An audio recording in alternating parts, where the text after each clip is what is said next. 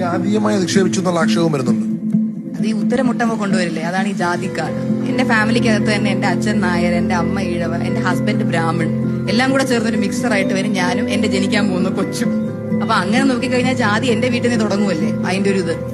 ജാതി മതം എന്നൊക്കെ പറയുന്ന ഒരാള് ഇപ്പൊ മേ ബി അവർക്ക് അവസാനം ഇനി ഒന്നും പറയാനില്ല ഈ കേസിനകത്ത്. എന്നാ പിന്നെ അങ്ങനെ എന്തെങ്കിലും പറഞ്ഞൊരു ട്വിസ്റ്റ് ചെയ്ത് കൊണ്ടുവന്ന് അറ്റ്ലീസ്റ്റ് അവരുടെ ജാതിയിലുള്ളവർക്കൊരു വാശി കയറട്ടെ എന്ന് വെച്ചിട്ടായിരിക്കാം. ഞാൻ എന്റെ എല്ലാ ഫംഗ്ഷനും ഇവരെ വിളിക്കും, ഞാൻ ഇവരുടെ കൂടെ പോയി ഇരുന്ന് ഞാൻ പാക്ക് ചെയ്യും.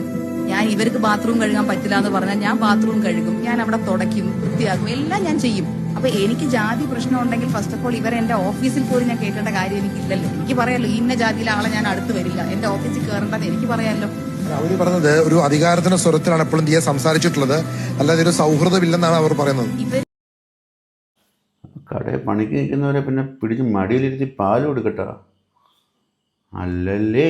എന്റെ തൊഴിലാളികളായിട്ട് നിൽക്കുന്നവരാണ്, എന്റെ ശമ്പളം പറ്റി നിൽക്കുന്നവരാണ്. ഞാൻ അഫ്കോഴ്സ് ഇവരുടെ ബോസ് ആണെന്ന് നമുക്ക് വേണമെങ്കിൽ പറയാം. കാരണം ഒരു കടയുടെ ഓണറാണ് ഞാൻ, ഇവരെ എന്റെ ശമ്പളം പറ്റി നിൽക്കുന്നവരാണ്. ഒരിക്കലും സ്റ്റാഫും ഞാനും ഒന്നാണ് എന്ന് പറയാനും പറ്റത്തില്ല. പക്ഷെ എന്നിട്ട് പോലും ഇവരുടെ ഒന്നായിട്ടാണ് ഞാൻ നിന്നിട്ടുള്ളത്. എന്റെ അടുത്ത് പലരും പറഞ്ഞിട്ടുണ്ടല്ലോ സ്റ്റാഫ്. തീർച്ചയായിട്ടും എനിക്ക് അങ്ങനെ തോന്നുന്നു. കാരണം ഇല്ല എന്നുണ്ടെങ്കിൽ അവരെ അത്രത്തോളം വിശ്വസിച്ചത് കൊണ്ടായിരിക്കുമല്ലോ ഈ പറഞ്ഞ പോലെ അക്കൗണ്ട് സെക്ഷൻ പോലും അവർ നോക്കാൻ തയ്യാറാവാഞ്ഞത്. അതായത് പ്രഗ്നൻ്റ് ആയതുകൊണ്ട് തന്നെ തിരക്കായിരുന്നു. പിന്നെ സ്റ്റാഫിനെ നിർത്തേണ്ട സ്ഥലത്ത് നിർത്തണം. എന്നിട്ട് പോലും ഞാൻ എന്റെ ഫാമിലി ആയിട്ടാണ് അവരെ കണ്ടുള്ളത്. വിശ്വാസത്തിന്റെ പേരിലാണ്. എന്തുമാത്രം കസ്റ്റമേഴ്സ് എന്നെ പേഴ്സണലി വിളിക്കുകയും മെസ്സേജ് അയക്കുകയും ചെയ്യുന്നുണ്ട്. ഈ 3 സ്റ്റാഫ് കുട്ടികളെ പറ്റി കംപ്ലൈന്റ് വന്നു. അവര് കടയിൽ വന്നു കഴിഞ്ഞാൽ ചിരിക്കത്തു പോലും ഇല്ല, ഒരു സാധനം എടുത്ത് കാണിക്കത്തില്ല. അതിപ്പോ ഏതൊരു കസ്റ്റമറിനായാലും അങ്ങനത്തെ ഒരു സിറ്റുവേഷൻ വന്ന അവർ കുറ്റം പറയാതെ തന്നെ ചെയ്യും.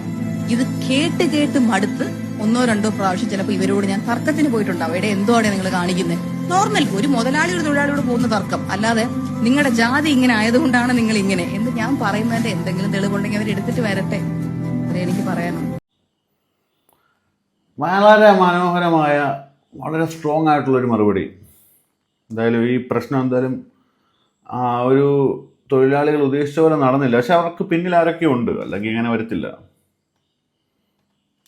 ഇവർക്കൊക്കെ എതിരെ നിൽക്കാൻ എങ്ങനെ രണ്ട് കാര്യങ്ങൾ ചോദിക്കട്ടെ. ഒരു കച്ചവടം നടത്തി പൈസ പോകുമ്പോഴേ സ്വാഭാവികമായിട്ട് ഇതൊക്കെ വിളിച്ചു പറയും. എന്റെ മക്കൾക്ക് ഒരു ത്രെട്ട് വന്നു കഴിഞ്ഞാൽ, എന്റെ മകൾക്കൊരു ബുദ്ധിമുട്ടുണ്ടായി കഴിഞ്ഞാൽ ഞാൻ ഏത് ലെവലിലോട്ടും പോകും. അത് മക്കളെ വളർത്തുന്ന മാതാപിതാക്കൾക്ക് എന്റെ ബുദ്ധിമുട്ട് മനസ്സിലാവും. അതും സ്ത്രീകളാണ്, പെൺകുട്ടികളാണെങ്കിൽ അതും ഗർഭിണിയായിട്ടിരിക്കുമ്പോൾ രാത്രി 10-11 മണിക്കൂർ വിളിച്ചാൽ ഞാൻ സംസാരിച്ചതൊക്കെ എന്റെ കണക്കൂട്ട് വളരെ മാന്യമായ ഭാഷയാണ്. നമുക്കറിയാലോ ഇവിടെ ഓരോരുത്തർക്കും ഉണ്ടായത്. നമ്മുടെ MLA പോലും ഉണ്ടായ ബുദ്ധിമുട്ട് നിങ്ങളെല്ലാം കണ്ടു കാണും ഓഡിയോയില്. രാത്രി കാലത്ത് വിളിച്ചു കഴിഞ്ഞാൽ അത് ആൺകുട്ടി വിളിച്ചിട്ട് പോലും ഏത് രീതി പെരുമാറണമെന്ന് നിങ്ങൾക്കറിയാം.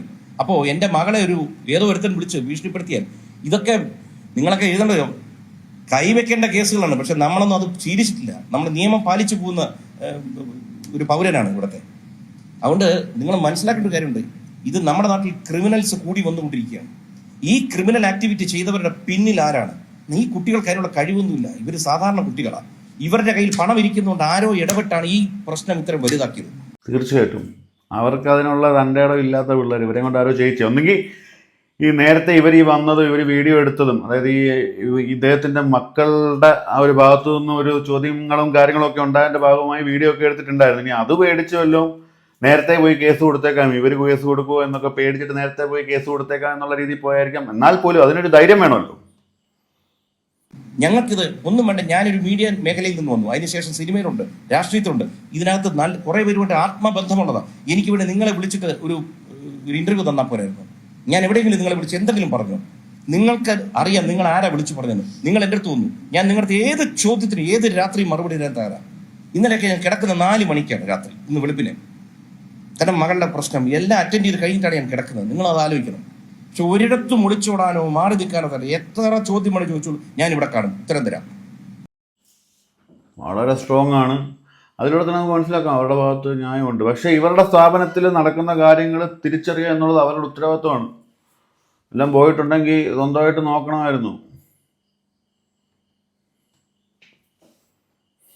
ആലോചിച്ച് നോക്കൂ, വേടനൊപ്പം പ്രിയദർശിനി പുരസ്കാരം കൊടുത്തു. നാണമാവുന്നില്ലേ നമ്മുടെ സമൂഹത്തിന് കൈയടിക്കാൻ?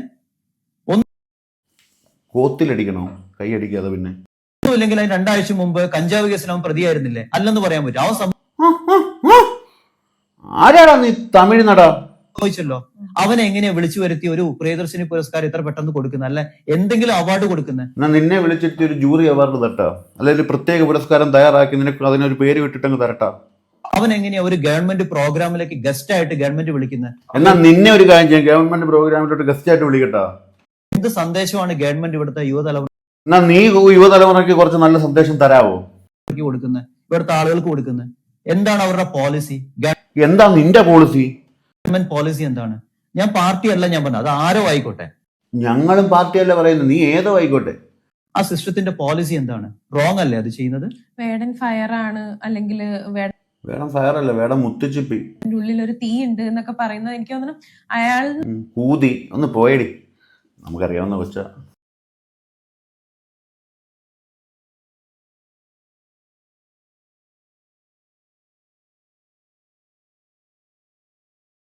ഈ 14 വയസ്സുള്ള വൈഭവം ആ എങ്ങനെയാണ്? ഇതൊരു അമ്മയുടെ വീഡിയോ ആണ്. എനിക്ക് ആ വീഡിയോ കണ്ടപ്പോൾ ഒത്തിരി സന്തോഷം തോന്നി. രസമായിട്ടാണ് ആ അമ്മ സംസാരിക്കുന്നത് കേൾക്കുന്നത്. ആ അമ്മ എത്രത്തോളം ഇങ്ങനെയുള്ള സ്പോർട്സ് ആക്ടിവിറ്റിയിൽ എത്രത്തോളം അതില് നിങ്ങൾ കാണുക ആ വീഡിയോ. കുട്ടി എന്തെന്നാ കളിച്ച് കൂട്ടിന് ഭയങ്കരല്ലേ, എല്ലാരും സ്തംഭിച്ചു പോയിട്ടില്ലേ. പിന്നെ രണ്ടാമത് നേരം വേഗം ഔട്ടായി പോയിട്ടില്ലേ, ഭയങ്കര വിഷമായി. കരയിന്റെ വക്കത്തെത്തി, ദുഃഖം വന്നു പോയി. ഇത്ര വേഗം ഈ കുട്ടി പോയല്ലോന്ന്. 14 വയസ്സുള്ള മോനല്ലേ, താടിയും മീശയും വന്നോ, സമയമുണ്ട്, ഒന്ന് തിരിച്ചു വരൂ. വലിയ സ്റ്റാർ ആവൂലേ? ഉഷാറാവും, നല്ല കഴിവാ. കുട്ടിക്ക് അറിയാം ഏത് ഭാഗത്ത് ബോൾ പോണോന്ന്. അമ്മയ്ക്ക് കാണാൻ ഏറ്റവും ഇഷ്ടം ഏതാ? 2020. എന്താണ്? അത് വേഗം തീരും, ഇങ്ങനെ മുഷിപ്പുണ്ടാവില്ല. വൈഭവ് സൂര്യവംശിയെ കുറിച്ചാണ് ആദ്യം അമ്മ പറഞ്ഞത്. ഗംഭീര പെർഫോമൻസ് ആയിരുന്നു ആ ഒരു പയ്യൻ. എന്താണ് അവൻ ഏത് നിലയിലായിരിക്കും അവൻ എത്താൻ പോകുന്നത്? ഇപ്പൊ അവൻ സ്കൂളിലോട്ട് കയറുമായിരിക്കും, 10ാം ക്ലാസ് കഴിഞ്ഞിട്ട് +1 +2. എന്തായിരിക്കും അവന് കിട്ടുന്ന വരവേൽപ്പ്? എന്തായിരിക്കും ഇനി അങ്ങോട്ടുള്ള ലൈഫ്? കാണലുണ്ടോ?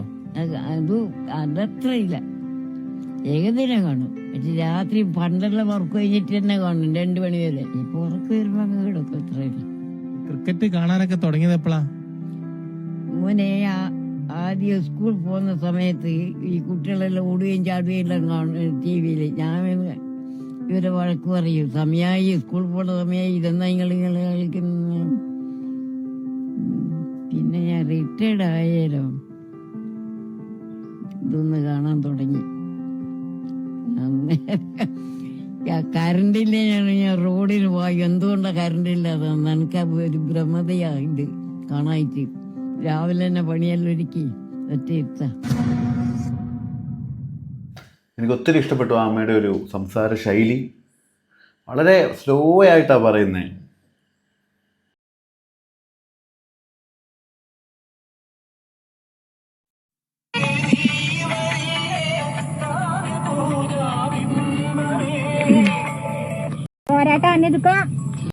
ഇത് പരികൃഷ്ണൻസ് പുതിയൊരു പടവാ, അതിലെ നായകന്മാരാ. ഇത് അരി, ഇത് പറി. അയ്യോ എന്നെ പന്നി.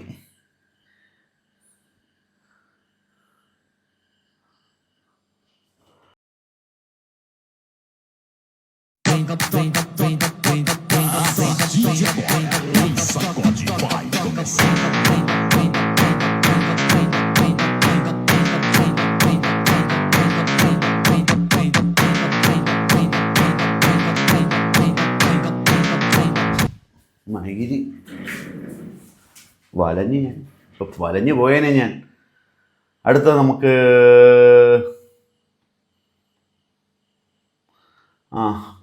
പരിജോസ് പെരേരയുടെ ഏതാണ്ട് ഒന്ന് കിടപ്പുണ്ട് കേട്ടോ, നോക്കട്ടുണ്ട്.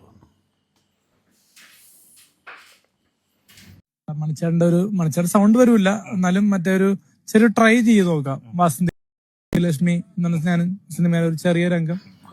മണിച്ചേട്ടൻ്റെ സൗണ്ട് വരില്ല. വാസന്തി ആ ഒരു പടത്തിലെ ഡയലോഗോ രംഗം നോക്കാം. അഭിനയിക്കാൻ അറിയായിരിക്കും ചിലപ്പം. എന്താടാ തൂറാൻ മുട്ടുന്നോ? വാസന്തി നിന്റെ ചേട്ടൻ വന്നടി. ചേട്ടന്റെ കണ്ണാട് എവിടെയാടി? കണ്ടില്ലല്ലോ. അണ്ടിയില്ലല്ലോ എന്നല്ലേ ഞാൻ പറഞ്ഞേ? കണ്ണാട് എവിടെയാടി? കണ്ടില്ലല്ലോ. അണ്ടിയില്ലല്ലോ. കറക്റ്റാടാ മോനെ നിനക്ക്. വസന്തി ചേട്ടൻ വന്നടി. വസന്തി ഒന്നും കാണുന്നില്ലല്ലോ. വസന്തി എന്ത് ചെയ്യണം? കവച്ചു വെക്കണോ കാല് കാണാൻ? മൊത്തം ഇരുട്ടാണല്ലോ. ഒന്നും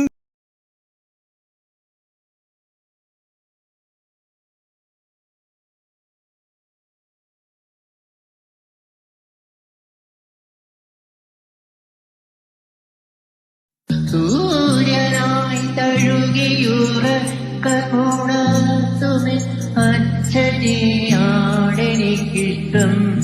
ഞാനൊന്നു കരയുമ്പോ അറിയാതെ ഒരുകുമെൻ അച്ഛനെയാണെനിക്കിഷ്ടം.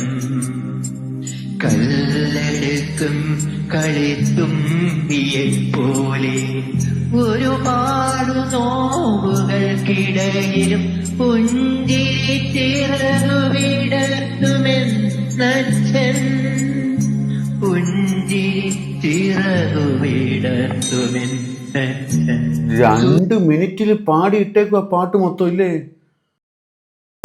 പുസ്തകത്താളിൽ മയങ്ങുന്ന നന്മതൻ ബീഡിയാണച്ഛൻ. കടലാസു തോണിയെ പോലെന്റെ ബാല്യത്തിൽ ഒഴുകുന്നൊരോർമ്മയാണച്ഛൻ.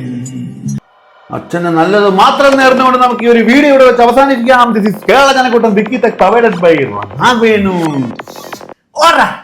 അച്ഛൻ ഹണ്ടി.